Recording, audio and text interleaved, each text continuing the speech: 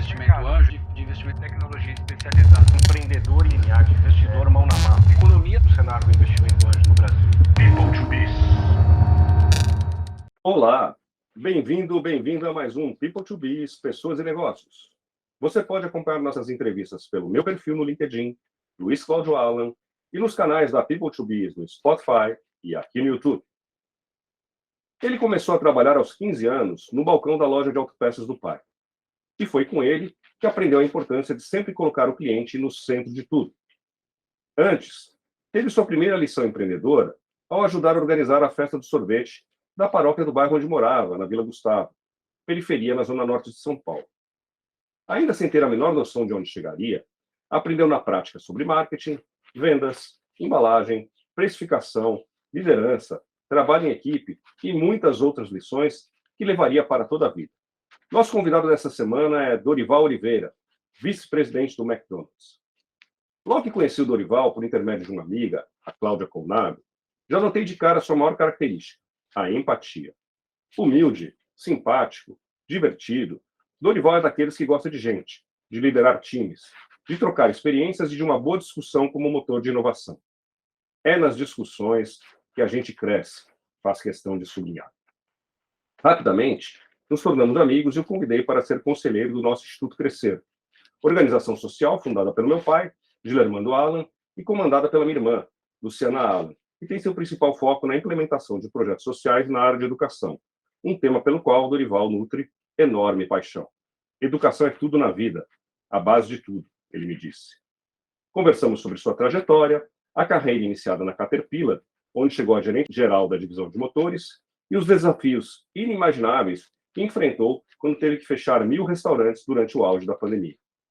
Apesar de ter passado uma vida de quase 3 décadas no McDonald's, Dorival deixa claro que não gosta de rotina e está sempre atento para como pode fazer diferente e melhor. Indagado sobre como busca inovar todos os dias, ele responde rápido. Gosto de pensar sem caixa. Confira agora os principais trechos da entrevista. Eu li um artigo seu no LinkedIn com o título O que meu pai me ensinou sobre atendimento ao cliente e como esses aprendizados me trouxeram ao McDonald's. Nesse artigo você conta que seu pai tinha uma loja de autopeças chamada de Tota e que aos 15 anos... Detota, né? Detota, e que aos 15 anos você conquistou seu primeiro emprego trabalhando ao lado dele. Qual foi a influência do teu pai na tua carreira e o que ele te ensinou que você levou para a vida toda? Acho que antes, primeiro, obrigado aí pela oportunidade, né? Acho que é sempre um prazer falar com você. Eu acho que antes de dizer o que meu pai me ensinou para a minha carreira, eu acho que é importante dizer o que os meus pais me ensinaram em relação aos valores. Eles sempre foram, em relação aos valores, muito determinados e, ao mesmo tempo, muito rígidos, né? Não abrindo mão daquilo que a gente entende como o importante para a formação da personalidade, do caráter de qualquer pessoa, no sentido assim de, olha, isso aqui é certo, isso aqui é errado. Então, eu acho que essa parte, para mim, ela é muito importante, porque se eu sou o que eu sou hoje, eu devo a essa grande formação que eles puderam me proporcionar, me ensinar, e continuam me ensinando até hoje. Mas indo agora aqui assim para a parte profissional, eu acho que eles sempre procuraram passar para mim o quanto que é importante você atender bem o cliente, o quanto é importante a hora que o cliente entrava dentro da loja, de você dar um bom dia, de você dar uma boa tarde para ele. E eu sempre questionava, né, por que atender, se querer entregar um parafuso ou querer entregar, na época, uma peça pequena, num valor pequeno, que às vezes a gente nem tinha aquela peça, mas a gente se comprometia a entregar dali 1 hora, dali 2 horas, no endereço que o cliente ou que o mecânico precisava. E aí meu pai pedia para, muitas vezes, eu sair de bicicleta, às vezes, porque a gente tinha aquelas bicicletas com aquelas caixas na frente, né? E ia correndo, pegar lá no distribuidor nosso e entregar a peça, ou depois de carro. E eu sempre questionava eles por que isso, e eles sempre me explicavam, dizia, olha, se você deixa o cliente numa posição onde ele tem que procurar em outro lugar, ele vai dar preferência na próxima vez para o outro lugar. E hoje ele está te comprando uma peça pequena, mas amanhã ele pode vir te comprar um par de amortecedor, um motor, seja lá o que for, né? Então, eu acho que isso, esse relacionamento com o cliente que a gente fala tanto hoje, dessa experiência de estar perto do cliente, de você atender bem o cliente, o meu pai ele já tinha esta visão lá no passado e isso foi um grande aprendizado.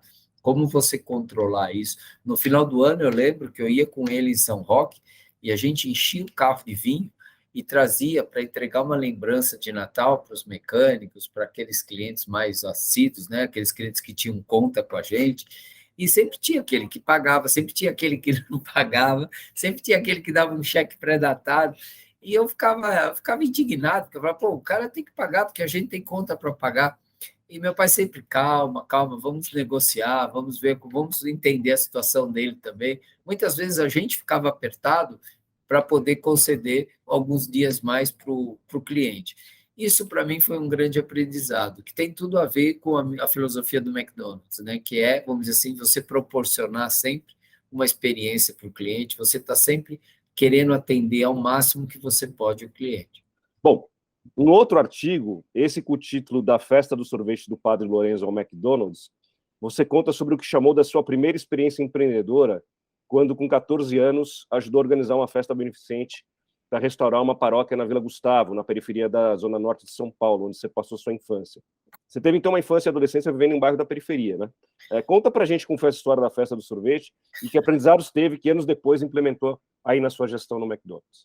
Eu acho que tudo começou aí, inclusive a minha vida pessoal, assim, minha vida amorosa, vamos dizer assim, foi onde eu conheci minha esposa. No McDonald's.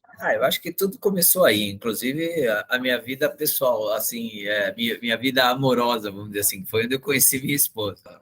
E nós éramos um grupo de jovens na igreja, coordenados por este padre, já falecido, padre Lourenço, e hoje, e pela irmã Georgina, que felizmente é viva ainda, e eu convivo bastante com ela na medida do possível. Mas, assim, isso trouxe um desafio grande para a gente, porque festa de sorvete, né? Você fala, pô, como que eu vou fazer isso? Você imagina a gente lá eu, na época, né, com 11, 12 anos, vender os convites, você fazer as canecas para que as pessoas pudessem, durante a festa, tomar o sorvete, você calcular quanto de sorvete vai ser entregue na festa, porque era sorvete à vontade.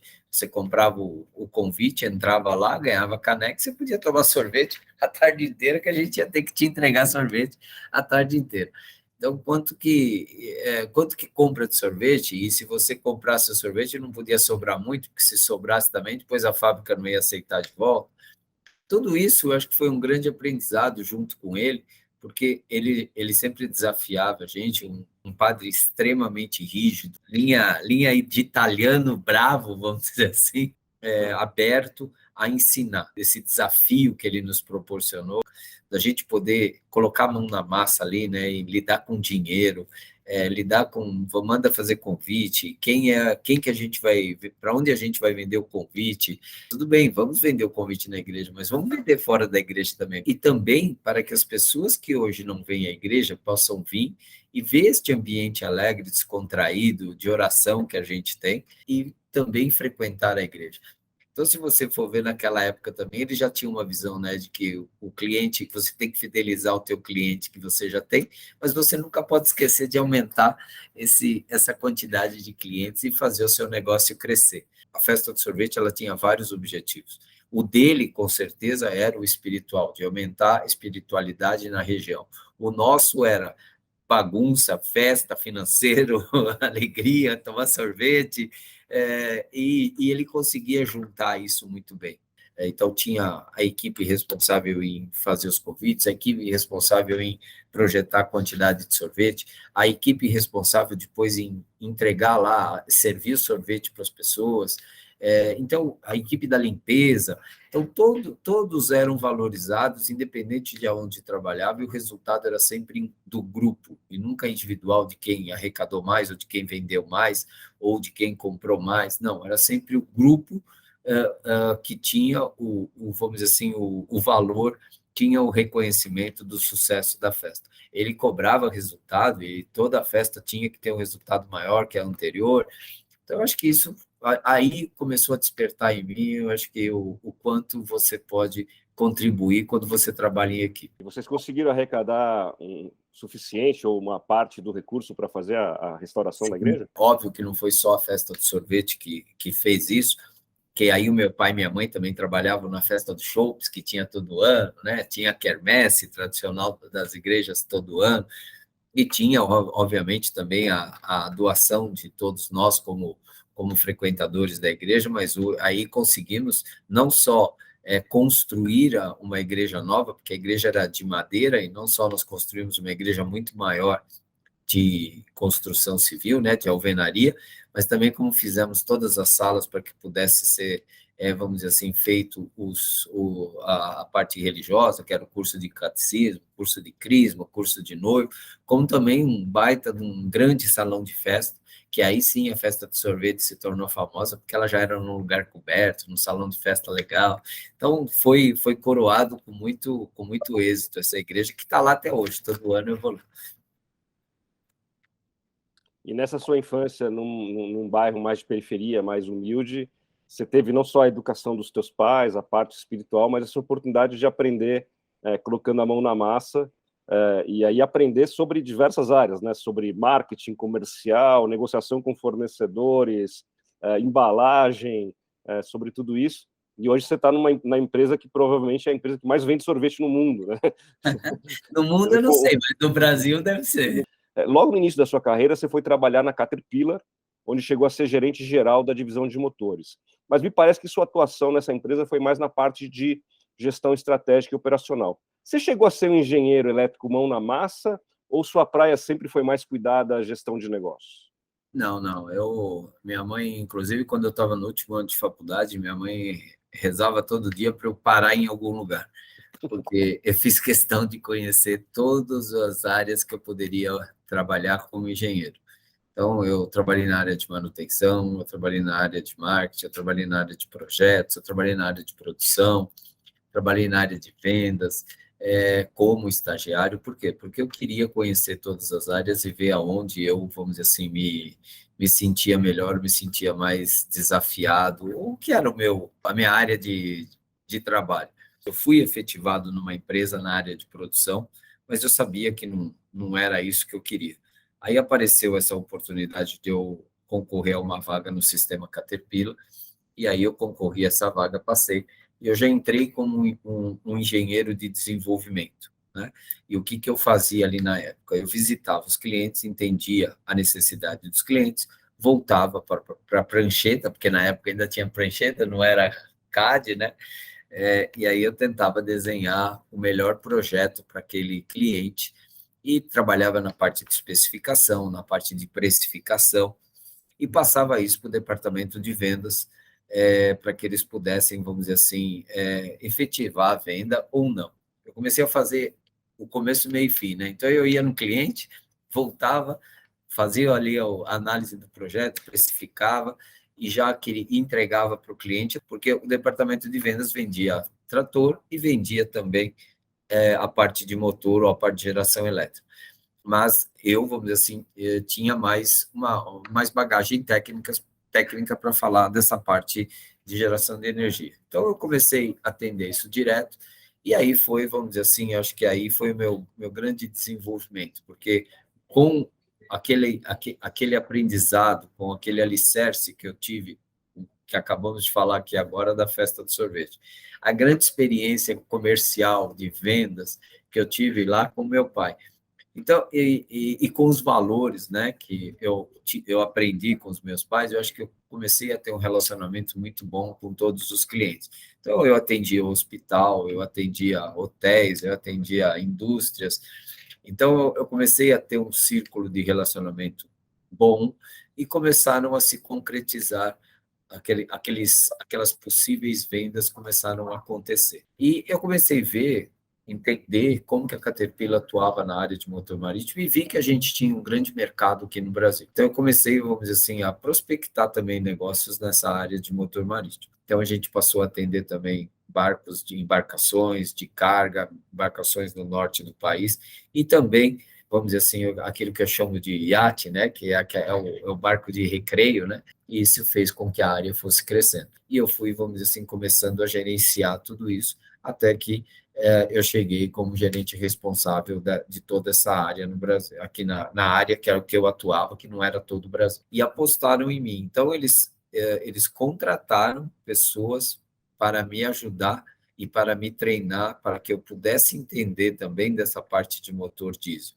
Eu tive essa facilidade também da Caterpillar, como empresa, e das pessoas de lá de confiarem em mim e de apostarem também nesse meu desenvolvimento.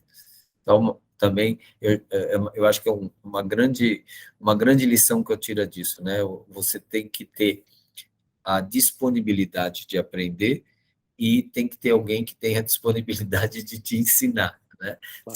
Se isso der match, vamos dizer assim, o resultado, eu acredito que seja o melhor possível.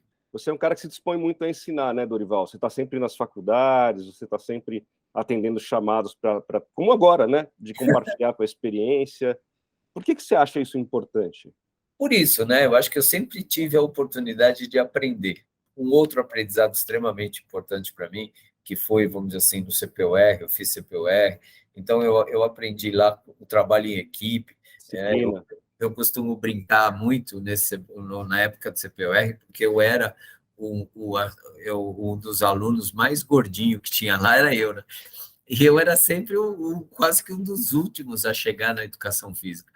E na época, né, enquanto não chegasse o último, os primeiros que chegavam continuavam fazendo o exercício, esperando o último chegar. Então, a equipe, nós como time, eles perceberam isso, então eles me ajudavam a chegar o mais rápido possível, para eles não terem que ficar lá fazendo até eu chegar. Então, você começa a entender trabalho em equipe, começa a entender o quanto é importante você confiar nas pessoas. Aí, depois, a faculdade, eu acho que a FEI, né, todo mundo brinca que ela é fácil de entrar, mas difícil de sair. Então, foi também um grande aprendizado para mim. As passagens que eu tive de estágio, nas empresas que eu passei, eu vejo o quanto é importante você dividir o pouquinho que você sabe. Porque nesta nossa conversa aqui, se ficar uma palavra, se ficar uma frase que possa ajudar alguém, eu acho que já valeu. Se cada um fizer um pouquinho em volta de si, eu tenho certeza que a gente vai construir um mundo muito melhor. É o que eu acredito.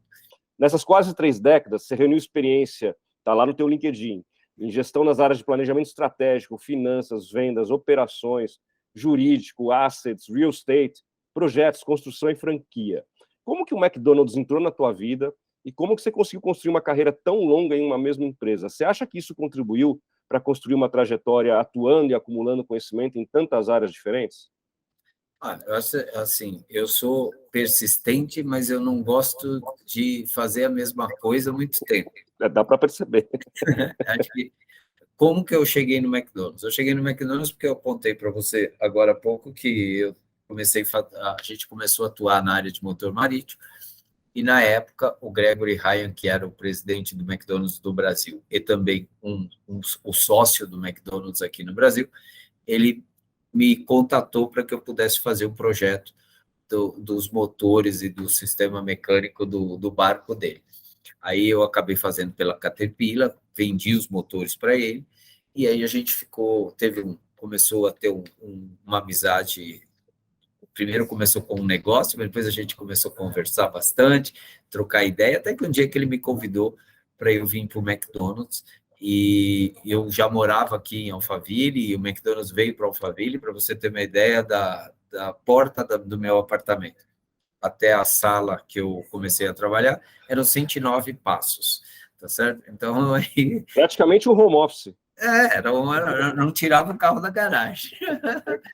Muito bom. Então, por isso que eu vim para o McDonald's. E também eu acho que eu quis fazer uma mudança, né? Eu estava já 10 anos da Caterpillar, já era uma pessoa bem conhecida profissionalmente, comercialmente na área de motores, mas eu queria conhecer outra área.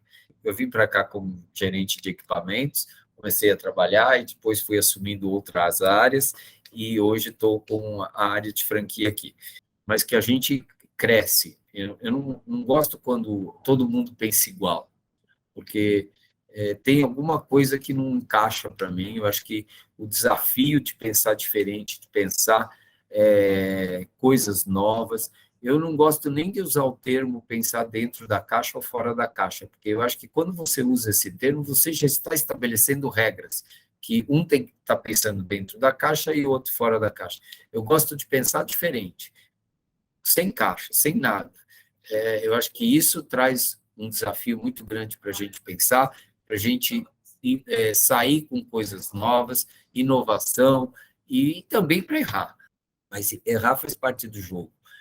O que eu costumo dizer é que no final do dia eu tenho que acertar um pouquinho mais do que eu errei, né? Senão eu não estava aqui 27 anos. Eu sempre fui uma pessoa que me cobrei muito, então quando eu errava, eu ficava sem dormir porque eu não admitia. Então foi um trabalho grande que eu tive que fazer comigo e, obviamente, a experiência ajuda bastante. Mas hoje eu convivo com ele. O que eu não quero é, vamos dizer assim, manter este erro. Então, o grande desafio em relação à inovação e em relação a você atender bem o cliente. A hora que ele pensar, que ele sonhar, que ele deseja alguma coisa que faz parte do seu negócio, que você já esteja pronto para entregá-lo do jeito que ele quer, como ele quiser, e nas características que ele quer, com o gosto que ele quiser, seja o que for. E eu imagino o tamanho de um desafio como esse numa empresa de franquia, né? Porque uma coisa é você formatar um novo produto, uma nova solução para um business que você tem total controle sobre ele. Lógico que na área de franquia vocês têm todo um manual, o pessoal segue uma série de protocolos, mas você implementar isso numa grande rede, uma inovação numa grande rede, deve ser um desafio hercúleo, não? A gente utiliza muito a parceria que a gente tem com os franqueados, porque eles são extremamente conectados no negócio. Então, eles facilitam bastante esse trabalho da gente treinar, ter processo, porque eles estão lá na frente junto com os nossos gerentes operadores, junto com as nossas pessoas de operações. Então, a área de operações para nós, ela é, vamos dizer assim, o coração do negócio, porque são eles que vendem, são eles que produzem, são eles que entregam. Então, você precisa estar muito atento para estar preparado para atender as necessidades deles, para que eles possam ter a disponibilidade de atender bem o cliente. É o que eu falo aqui dentro. Se a gente não estiver com as nossas pessoas bem treinadas, motivadas e preparadas, a gente não vai conseguir atender as pessoas que estão do balcão do lado de fora. Porque todos e todas são pessoas. A diferença é que nós temos pessoas para atender pessoas. Então, nós temos que estar com todos muito bem preparados, motivados, alegres e satisfeitos. Que aí sim a gente vai ter a energia suficiente para proporcionar isso para as pessoas que são os nossos clientes. Bom, são muitos anos, né? Quase 3 décadas. Mas quais foram os principais projetos que você implementou, liderou ou participou, porque sempre é um trabalho em equipe? Quais são os que você mais se orgulha? Eu me orgulho de vários, mas também não me orgulho de alguns.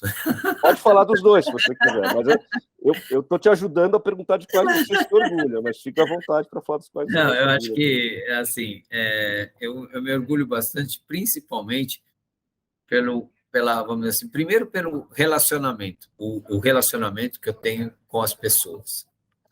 Agora, não adianta você ter relacionamento com as pessoas se você não gerar resultado, porque, afinal de contas, nós estamos aqui para gerar resultado para o acionista.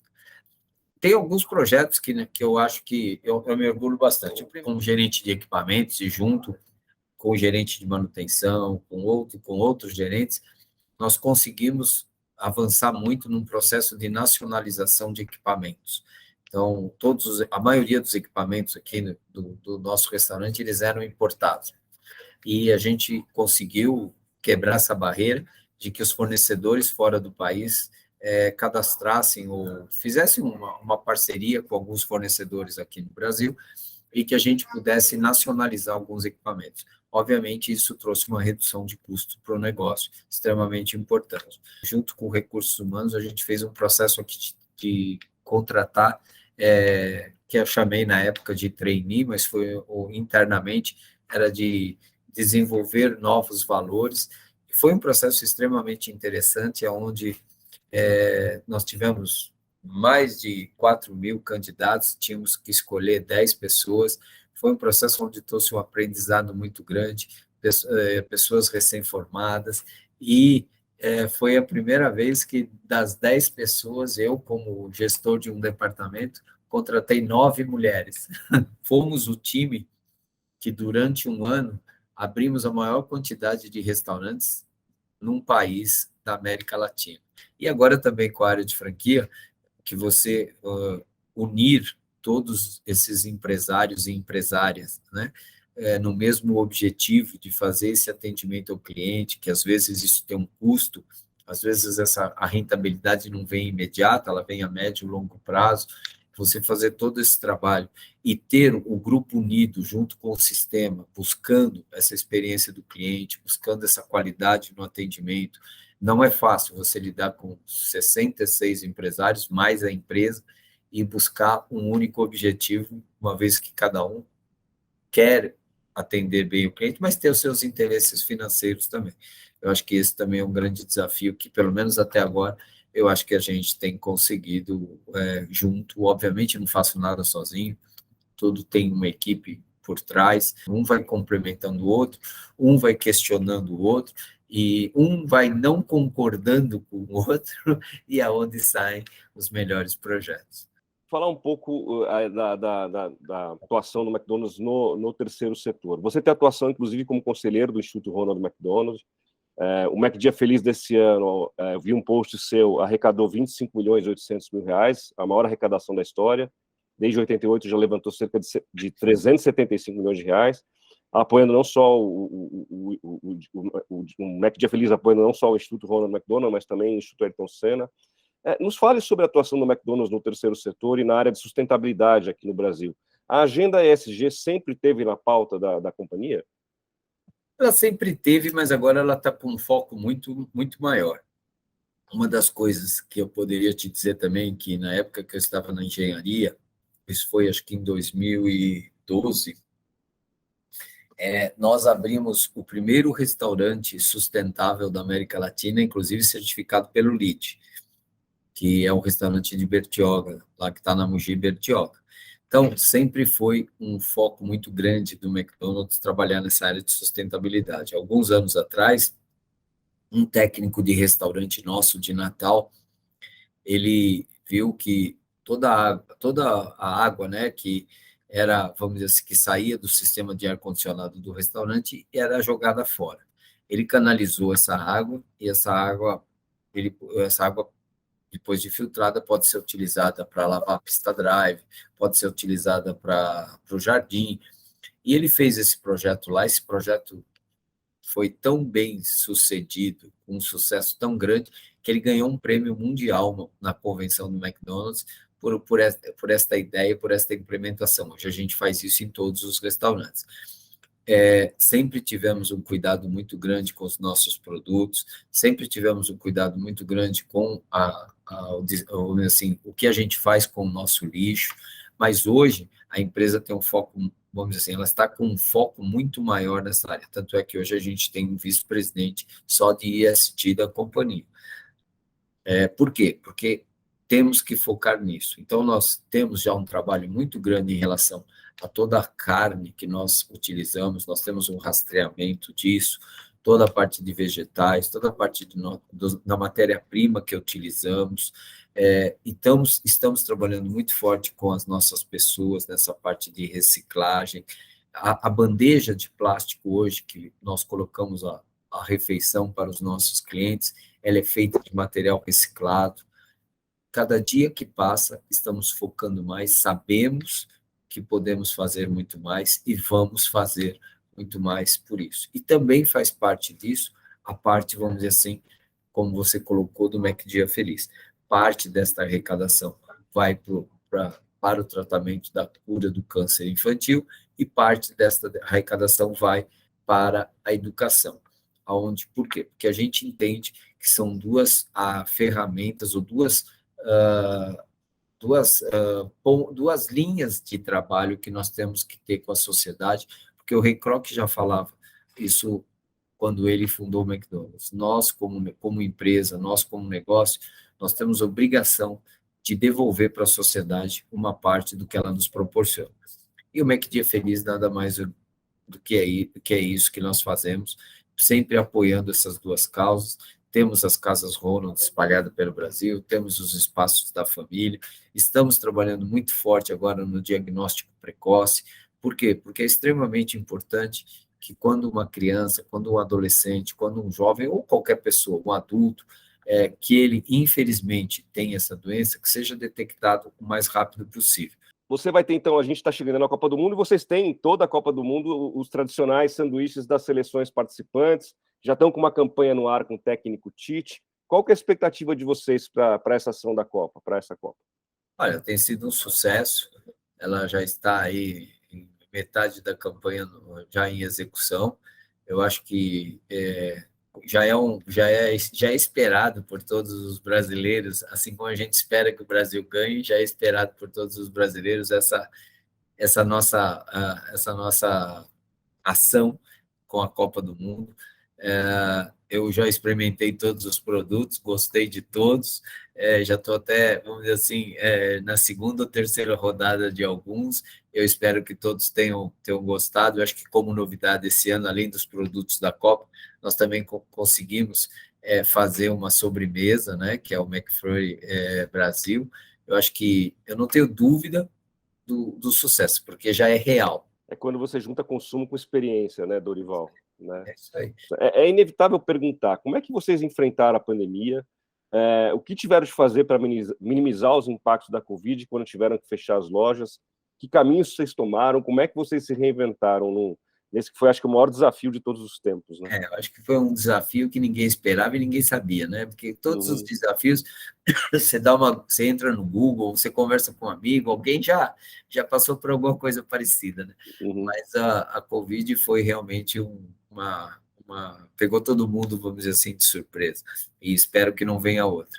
Acho que a gente teve a felicidade de tomar a decisão e de priorizar, porque sempre foi e é um objetivo da empresa preservar as pessoas. Nós, antes de qualquer coisa, tomamos a decisão de fechar os nossos restaurantes. Por quê? Porque nós queríamos preservar as pessoas. Tanto as nossas pessoas que trabalham do balcão para dentro, como também as pessoas que vinham do balcão para fora, que são os nossos clientes. Passamos a atender através do delivery e do drive-thru, porque isso já trazia também uma certa proteção para todo mundo. Aí criamos o que a gente chamou aqui internamente de MEC protegidos, que foi a máscara, foi a colocação de anteparos nas janelas do drive-thru, ou depois até no balcão para entrega do delivery, para que, vamos dizer assim, o contato fosse o menor possível com as pessoas, álcool gel para todo mundo, processos de treinamento extremamente fortes. Durante este período, nós não desligamos ninguém das nossas pessoas. Foi um período extremamente difícil em relação a vendas, porque você imagina você fechar 1.000 restaurantes e não poder atender através do balcão, só através do delivery e do drive-thru, mas isso também trouxe uma energia e um aprendizado muito grande, porque nós passamos a ficar melhor ainda, aonde já éramos muito bons, que é no drive-thru, passamos a encontrar novas oportunidades no delivery, e com isso, vamos dizer assim, saímos muito mais forte. Enviamos muitas refeições para as pessoas de saúde, para as pessoas que estavam na linha de frente, trabalhando, que não foi só uma refeição, foi muito mais que uma refeição, foi um carinho, foi um respeito para com estas pessoas que estavam ali na linha de frente, seja qual linha de frente for, com a necessidade e com a disponibilidade das pessoas de operações, de todos os sistemas, dos franqueados, dos fornecedores. Eu tenho certeza que os resultados demonstram que nós fomos muito vitoriosos nisso. Você acha que o varejo, nasceu um novo varejo aí depois da pandemia? Que tendência você está enxergando? Agora você tem o delivery, você tem o app nosso, você tem o que a gente chama de Mac sem fila, que você pode fazer a sua compra da sua refeição no nosso app, e quando você diz qual restaurante você quer retirar, e quando você entrar no restaurante, você aperta um botão no teu celular e a tua refeição vai estar pronta lá te esperando. Nós temos os quiosques dentro dos restaurantes, onde você mesmo monta o seu produto, você tem a particularidade de colocar mais coisas no seu sanduíche ou menos coisa no seu sanduíche, você monta o sanduíche do Luiz como que você quer. Então, eu acho que apareceram novas opções e eu acredito que vão aparecer mais novas opções. Quanto mais opções eu der para ele, melhor eu estou tratando ele e melhor eu estou deixando ele tomar a sua decisão. Esse é o meu ponto de vista. Bom, por fim, está chegando ao fim a nossa conversa, é uma pena, mas eu tenho aí uma última questão. Queria fechar agradecendo sua atuação como nosso conselheiro no Instituto Crescer. Obrigado, eu que agradeço o convite. Para quem não conhece, é uma organização social fundada pela minha família, pelo meu pai, e hoje eu e minha irmã estamos na liderança do Instituto Crescer. É uma organização social que desenvolve projetos na área de educação, com o apoio da iniciativa privada, e eu sei que a educação teve, você já falou em vários momentos dessa entrevista, um papel muito importante na tua trajetória. Qual que é a tua visão sobre a educação? O que é que se espera para a educação nos próximos anos? A gente tem um novo governo chegando. Qual foi o papel da educação na tua vida? Enfim, fale sobre educação. Bom, já que você citou aí o Instituto Crescer, eu ia até te mandar um WhatsApp, que um dia eu estava chegando, durante o voo eu estava pensando, o Instituto, na minha opinião, tinha que colocar mais um nome, porque crescer, vocês já cresceram, agora tem que ser assim, crescer exponencial. Né? Vou levar isso para a nossa reunião de conselho. Cresceram, vocês já cresceram. Parabéns pelo trabalho que vocês fazem e obrigado pelo convite.